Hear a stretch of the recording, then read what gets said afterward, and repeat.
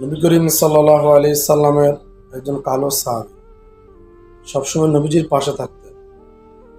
কালো হাবশী সাহাবী একদিন নবীজিকে জিজ্ঞাসা করলেন, ইয়া রাসূলুল্লাহ, আপনি আপনার সৌন্দর্য কিভাবে ব্যাখ্যা করবেন? আমরা তো জানি হযরত ইউসুফ আলাইহিস সালাতু ওয়াস সালামকে আল্লাহ তাআলা অর্ধেক সৌন্দর্য দিয়েছে, বাকি অর্ধেক গোটা সৃষ্টি জগতের মধ্যে বন্টন করে দিয়েছে।